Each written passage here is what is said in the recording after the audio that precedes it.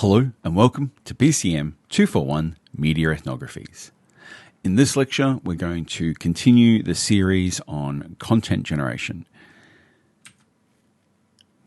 And in this particular video, we are going to be focusing on the qualitative and ethnographic media research skills of contextualizing, mapping, narrowing, and exploring, and using these skills to actually generate content.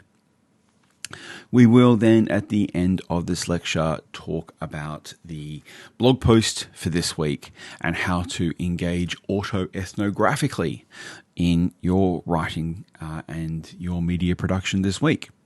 All right, first up, we have the skill of contextualizing. Contextualizing means understanding and accounting for the context in which your content exists. It's not enough simply to create content.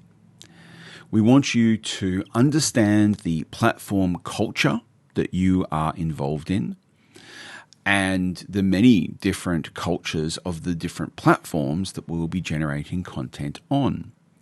This includes understanding the management culture, the ownership culture, the creator culture, and particularly the audience culture that is specific to not only the platforms that you're using, but the niche that you are part of on those platforms. For instance, when creating content for a social media platform like YouTube or TikTok, it is important to understand the unique environment, the norms, the behaviors, the preferences, the policies, the algorithms and how they operate and how they change, as well as what types of content are performing well and how that performance changes over time. You do this by taking notes. You have to go beyond consuming YouTube or TikTok or whatever and start to approach these platforms as content creators. This means making observations and recording your observations and organizing these into notes. You can put some of this into your blog post this week. What are some of the norms in your media niche that you have observed over the last couple of weeks? These factors continually change as the platform owners tweak, especially the recommendation algorithms, but also other systems behind the scenes, particularly to benefit advertisers and intellectual property holders. Understanding this context can help you craft content that will resonate with your target audience and achieve your desired objectives. Let me re-emphasize this. We're talking about understanding platform nuances. Making notes here will then help you build your style guide so that once you grow your content and your channels and your presence on these platforms and you begin to take on editors and writers and teams of creators, you will already have a living document that explains how your media niche works, its history, its presence on every social media platform, and its unique set of rules, norms, and user expectations.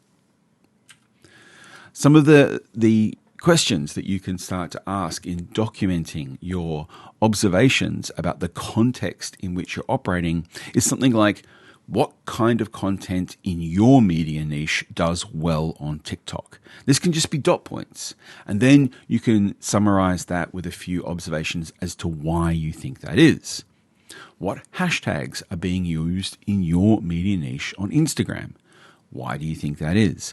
These sound like really obvious questions, but it's not until you write them down. It's not until you document everything. Sorry, I'm gone too far there. It's not until you document everything that your research becomes a formal research process. Make notes about everything. This really can't be understated. You should have a Google Doc where you're creating your notes about your media niche and how you're creating content in it. This is your intellectual property. This is your inside knowledge. This is incredibly valuable. This is pure gold. By taking notes on the nuances, this work can remind you how to create content when you're struggling, when you need a boost, right? You can go back to your notes and go, oh, right, yes, okay, I was thinking this here. Let's do that this week.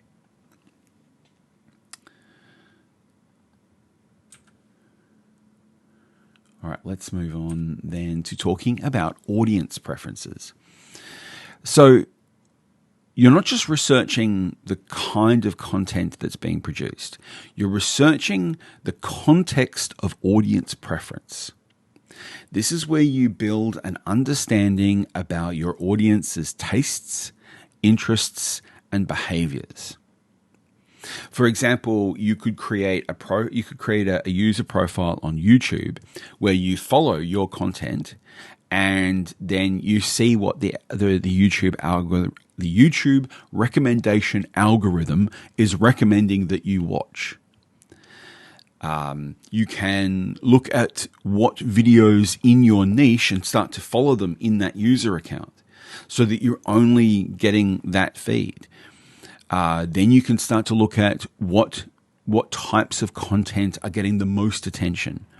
You can look at the comments.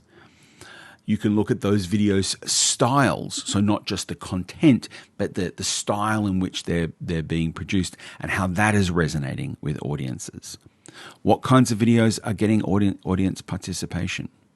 The idea here is not to copy, right? We're not trying to copy, but you can use this information to help structure your own approach. Remember, take notes. It's not science unless you write it down. It's a Mythbusters reference.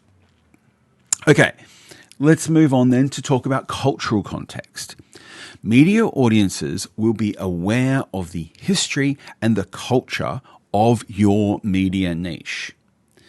So this is where you really have to do your kind of due diligence and your historical research.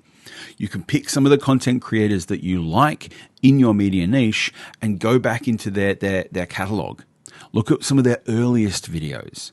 Look at which videos in their history has the most views and think about why that is. But also look at the videos that have the least amount of views and try to investigate why do you think that is. You need to be aware of the culture of your media niche. So this means, in-jokes, slang, traditions, references, regional specific trends, right? The media niche that you're invested in Australia, in New South Wales, or in Singapore, or in Brazil, right, are going to be dramatically different.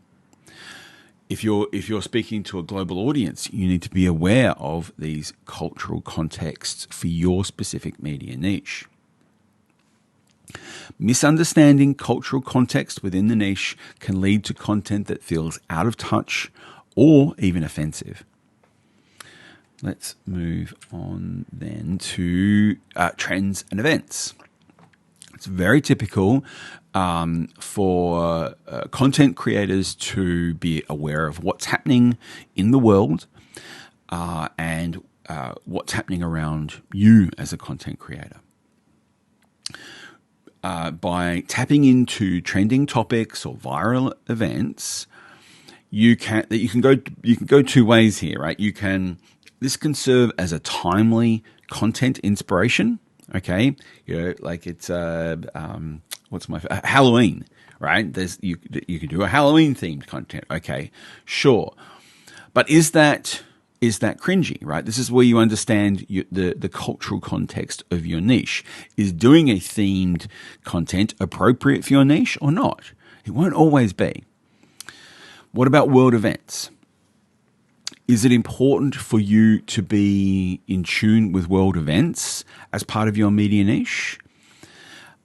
Or is this a niche where people are looking to escape that? Now, you have to think carefully about this, and this is where you can experiment. For example, how important is climate change to your media niche? How is the war in Ukraine impacting content creators and audiences in your media niche? What are the effects of inflation and the cost of living? If your media niche is connected to certain products or experiences, what happens when they get more expensive?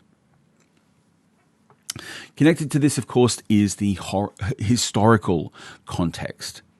Sometimes, especially when dealing with topics with a historical element or a long-standing social implications, it's very important to acknowledge and provide this context for your audience.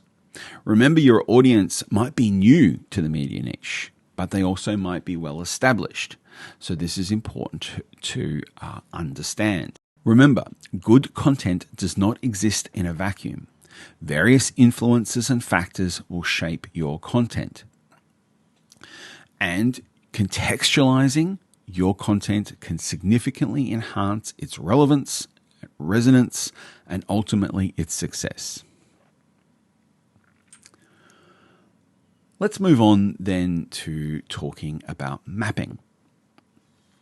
You already have a little bit of experience in your blog post with mapping, and now you can come back to it in this blog post and update your map now that you've engaged more deeply in your media niche. Mapping is the skill of visually presenting complex relationships and data. In media content creation, mapping could mean creating visual content like infographics, diagrams, flowcharts, data visualizations that help your audience understand complex information.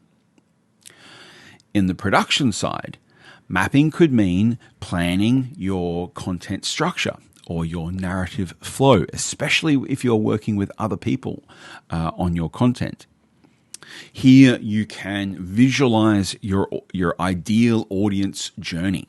If you want your audience to be engaging with your content across multiple platforms. For example, do you envision your audience to be active on a Discord server? Do you envision your content to be primarily active on YouTube, but you want people to go to your Patreon or to your Instagram? Visualizing and mapping this content flow can be an important part of expanding your content production. Let's talk then about stakeholder mapping. This involves identifying and understanding all the key players in your content creation and distribution process. This includes your audience, other content creators, platform operators, advertisers, and or competitors. By mapping out these stakeholders and updating your maps over time, you will expand your understanding of the relationships between them and with you, and you can better tailor your content to meet everyone's needs and expectations. Content flow mapping is about understanding and visualizing how your content is created, distributed, and consumed. For example, it might involve mapping out the initial steps from brainstorming to creation to publishing, promotion, audience engagement, and finally, feedback collection and analysis. I often do that when I do these lectures. I write it on a post-it note, just kind of a flow chart of what steps have to happen first, right? I have to create the slides, then I have to set up the filming, then I have to do the editing, and just having that set out in front of me, even in dot point form, is really useful.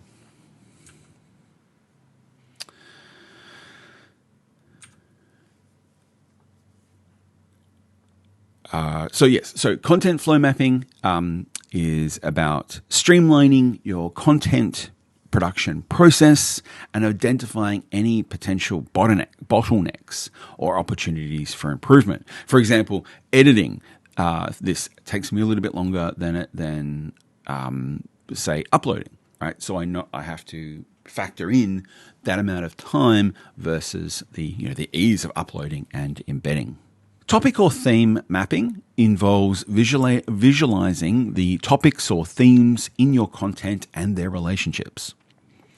For example, there is a relationship in this series between content generation, the ethnographic and qualitative research skills, and platform proliferation, which will be the topic of the next video. So understanding how these link and relate to each other helps increase the breadth and depth of my understanding of this content and identifying potential gaps or opportunities for new content. That's one thing that visualization can really help us do. If it helps us to step back and look at what we're doing in a single glance, and sometimes that can be really useful for triggering ideas or thinking about elements that are missing or not communicating with each other. Let's move on then to talk about the skill of narrowing.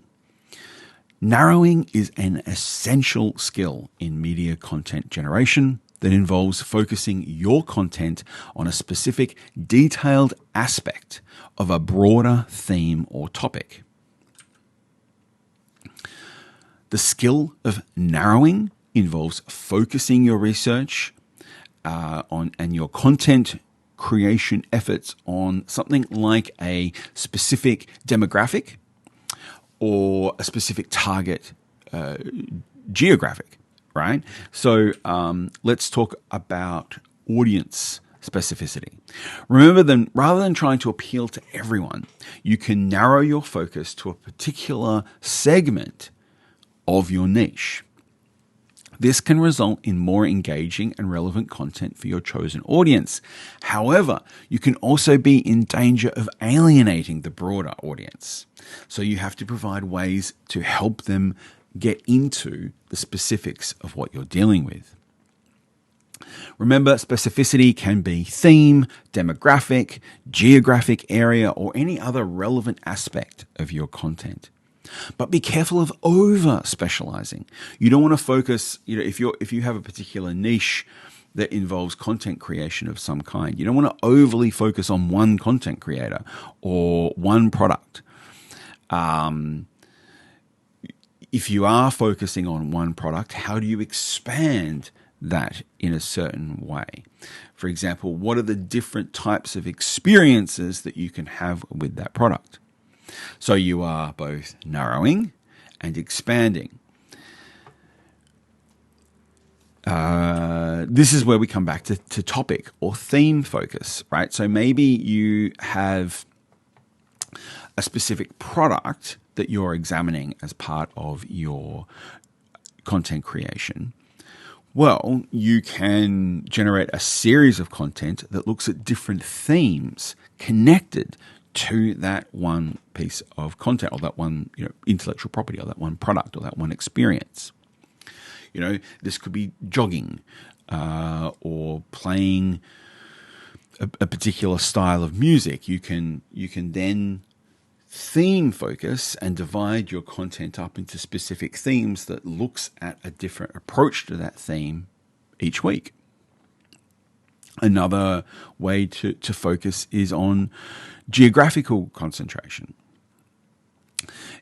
For example, if your content is about reviewing restaurants, obviously then, if your audience is Greater Sydney, then you might expand into different regions or different areas within that broader focus in different weeks. This is a really useful and interesting way to create content for your media niche, particularly when it involves local businesses or local communities. That can be really exciting. And we've already talked a little bit about time-specific content.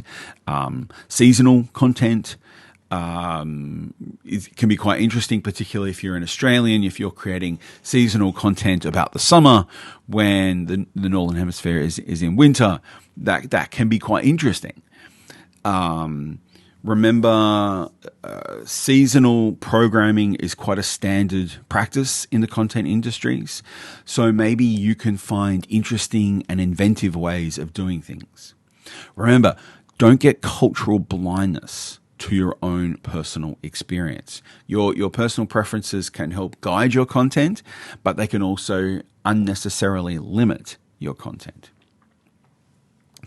And that's really the goal of the skill of narrowing. Narrowing is not about limiting your potential reach, but rather improving the quality and the focus and the relevance of your content. You can provide a depth of understanding and insight into the broader content by offering a narrower approach that can lead to higher engagement and a more dedicated audience. Exploring is a complementary skill to narrowing because it involves investigation and discovery. For instance, if you're running a YouTube channel, you might explore different types of content, such as vlogs, tutorials, interviews, live streams. And that way, if you're producing these different types of content and experimenting in different ways at regular intervals, then you will see what your audience engage with the most. I think it's super crucial for content creators to be constantly exploring what is possible, both in their topic of their niche, but in the presentation and the delivery of their content. You can engage in new topics, you can experiment with new formats, you can look at new ways to engage with audiences, and you can try out different promotional strategies. Topic exploration means digging deeper into your field of interest and finding unique angles, untold stories, trends before they're trends, right? That's the gold mine. Format exploration, we've talked a little bit about this, really try and experiment or collaborate, producing podcasts, videos, infographics, blog posts, live streams. Different formats might work better for different types of audiences with the same content. So find the mix that works best for you. We really want to see exploration and experimentation. Platform experimentation. Keep an eye on emerging social media platforms. Just recently we've seen the kind of demise of Twitter and the rise of Threads, but Threads has its particular quirks in its early days about the limits to content sharing. It has no hashtags, for example. Each platform has its unique features and audience demographics, so exploring these can help you expand your research and find new opportunities for engagement. It's not just about uploading content, but understanding the conditions under which an audience will find and engage your content. Engagement, there is a kind of well-established set of approaches for engaging and promoting engagement. Like and subscribe, make a comment, sign up to the Patreon. How can you shake these kind of mimetic content and tropes to your particular style? What works for you? You can adapt what works for others, but don't just copy. Emulate, but don't replicate. Promotion and distribution. Try various strategies to promote your content and see what yields the best results. Take notes. Write down what you experiment, when you experiment with it, what time of year, what time of day, what type of experiment it is, and then look at the results. Make observations about those results. This can be levering search engine optimization, collaborating with other content creators, using paid advertising, experimenting with different posting content schedules. You'll see all the marketing guidelines saying, post at 10 a.m. on Monday morning. And it's like, that stuff changes all the time and will instantly change once the platform tinkers with its recommendation algorithm. So this is a constant process of evaluating, experimenting, taking notes, analyzing, and exploring the potentials of the platforms that you're on. I know that can sound quite exasperating, but that's the kind of lived reality of this kind of content creation. And so it's good to get fast at it. It's good to get practiced at it and build that into your workflow. And analytical exploration. Don't rely on data analytics alone. Data analytics are useful, but unless you are looking specifically at your audience's behaviors, preferences, and feedback, particularly in comments, you won't be able to use the information that data analytics gives you productively. This is why we emphasize qualitative and ethnographic research. Your experiences matter. Your experiences count, as does your experience in engaging with your audience.